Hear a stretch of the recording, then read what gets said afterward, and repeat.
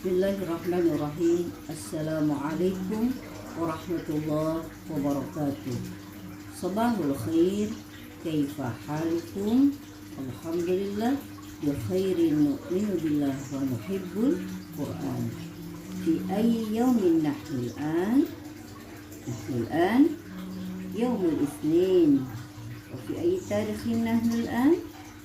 Nahnu al-an fi tarikh 15 min Mayu 2021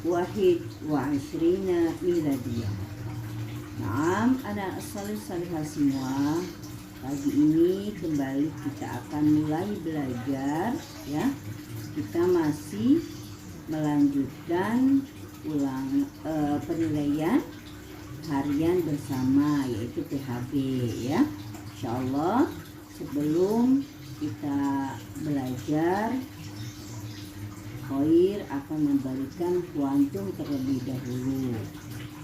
Coba Bu Khair mau tanya, siapa yang tahu tanggal berapa Isra Mi'raj itu ya? Coba hari apa ya kemarin Isra Mi'raj diperingati? Yaitu tanggal 27 Rajab ya. Jadi ketika itu ya, pada suatu malam ketika Rasulullah menginap di rumah Ummu Hani, Rasulullah di-Isra Mi'rajkan oleh Allah Subhanahu wa taala bersama malaikat Jibril. Rasulullah diberangkatkan, yaitu diisrokan. Dari mana mulainya? Dari Masjidil Haram ke Masjidil Aqsa. Di mana itu Masjidil Aqsa? Yaitu di Baitul Maqdis, yaitu di Palestina. Ya. Di sini ada yang sudah pernah ke Palestina ya? Sepertinya ada ya. Masya Allah ya, luar biasa ya. Insya Allah semoga kita semua bisa mengunjungi Masjidil Haram dan Masjidil Aqsa. Kemudian pada waktu itu Rasulullah naik, yaitu naik artinya Mi'raj. Mi'raj kemana? Ke Sidratul Muntaha, yaitu ke langit yang ketujuh. Dan kisah Isra Mi'raj ini Allah catatkan di surah Al-Isra, yaitu ayat berapa? Ayat 1. Bagaimana bunyinya? A'udzu billahi minasyaitonir rajim. Bismillahirrahmanirrahim. Subhanalladzi asra bi'abdihi laylan minal masjidil haram masjidil haram ilal masjidil aqsa alladzi barakna hawlahu linuriyahu min ayatina innahu huwas sami'ul basir. Yang artinya, Maha suci Allah yang telah memperjalankan hambanya, yaitu Muhammad, pada malam hari dari Masjidil Haram ke Masjidil Aqsa yang telah kami berkahi sekelilingnya, agar kami perlihatkan kepadanya sebagian tanda-tanda kebesaran kami. Sesungguhnya Dia Maha mendengar, Maha melihat. Jadi dalam perjalanannya ke Sidratul Muntaha, Rasulullah berjumpa dengan para malaikat dan para nabi. Di setiap tingkatan langit, Rasulullah bertemu dengan Rasul terdahulu. Semuanya mengucapkan selamat datang kepada Rasulullah yang saleh. Setelah Mi'raj, Rasulullah terus naik melampaui langit sampai ke 7. Malaikat Jibril tidak bisa ikut lagi ke atas karena tidak mendapat izin dari Allah Subhanahu wa taala. Di tempat itu hanya ada Allah dan Rasulullah. Dan disitulah Rasulullah menerima perintah sholat ya. Jadi apa oleh-olehnya ketika Isra Mi'raj? Yaitu perintah sholat. Awalnya berapa perintah sholat itu? Ya, 50. Kemudian minta lagi dikurangi biar umatnya tidak keberatan. Nah, kemudian misalkan 25, masih berat. Kalau sehari semalam 25, minta lagi Rasulullah ke Allah ya, minta dikurangi, minta didiskon ya, biar memudahkan umatnya untuk melaksanakan ibadah sholat.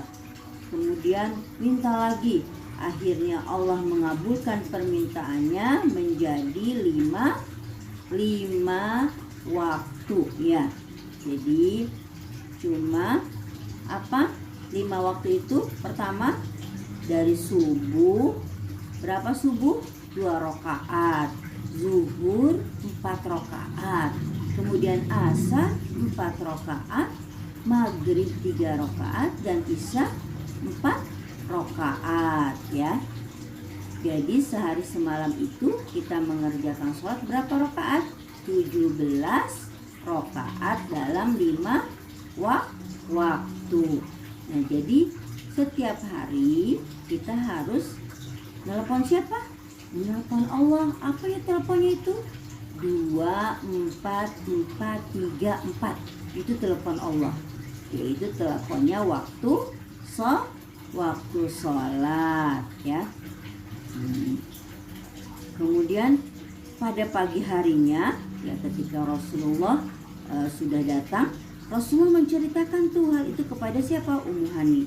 Ummu Hani tak sedikit pun meragukan cerita saudara sepupunya itu. Akan tetapi dia khawatir cerita itu akan diolok-olok oleh orang-orang kafir. Wahai putra pamanku, engkau akan mendatangi orang-orang yang keras kepala, yang sudah sejak semula menolak kenabianmu. Janganlah engkau menceritakan kisah Isra Mi'rajmu. Aku khawatir mereka akan mengganggumu dengan kata-kata yang menyakitkan hati, kata Ummu Hani.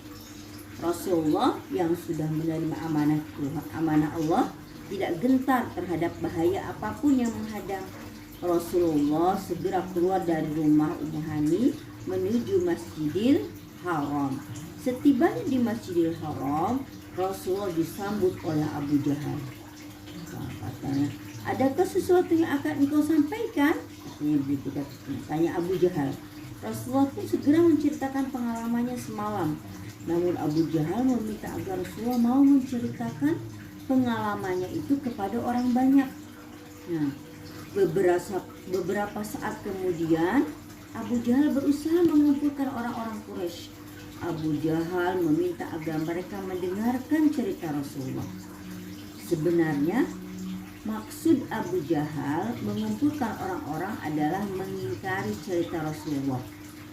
Ya, setelah orang-orang Quraisy berkumpul, Rasulullah pun kembali menceritakan pengalaman Isra Mi'rajnya. Di antara mereka ada yang meminta penjelasan lebih lanjut. Abu Jahal pun meminta kepada Rasulullah agar menceritakan bentuk fisik Nabi Isa. Rasulullah lantas menceritakannya lebih detail. Karena ketika Rasulullah Mi'raj ya, ketika Rasulullah Isra Mi'raj ke langit yang ketujuh, Rasulullah bertemu dengan dengan Nabi Isa ya. Dan ketika Rasulullah menceritakan, orang-orang tidak ada yang percaya ya. Akan tetapi ada seorang sahabat Rasulullah, yaitu Khalifah Abu Bakar, yang mempercayai cerita Rasulullah SAW. Padahal Abu Bakar hanya mendengar, beliau tidak diceritakan langsung oleh Rasulullah. Akan tetapi langsung Abu Bakar mempercayai cerita Rasulullah tersebut. Maka Abu Bakar dijuluki oleh apa julukannya? As-Siddiq, yaitu orang yang benar ya, orang yang jujur. Jadi karena Abu Bakar Siddiq lah orang yang selalu membenarkan apa yang diucapkan oleh Rasulullah Shallallahu Alaihi Wasallam. Ya.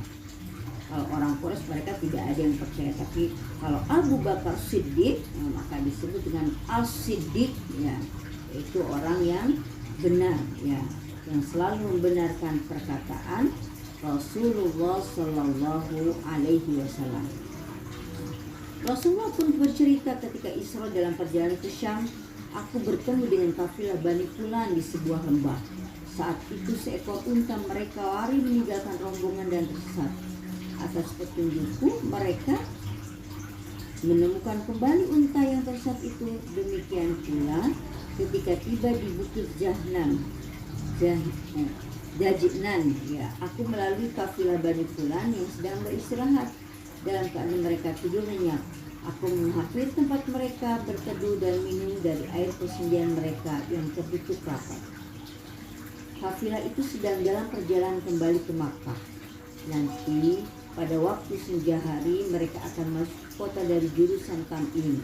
Seekor unta abu-abu yang mengangkut 2 karung benda berada di depan kafilah tersebut. Karung yang satu berwarna hitam, sedangkan yang lain berwarna hitam putih. Untuk memeriksa kebenaran cerita Rasulullah itu, beberapa orang dikirim ke Bani Tamim. Orang-orang ini akan menyambut kafilah yang diramalkan kedatangannya oleh Rasulullah. Ternyata semua yang dikatakan Rasulullah adalah benar. Akan tetapi para pemuka Quraisy tetap saja tidak percaya. Mereka tetap enggan menerima kebenaran yang sudah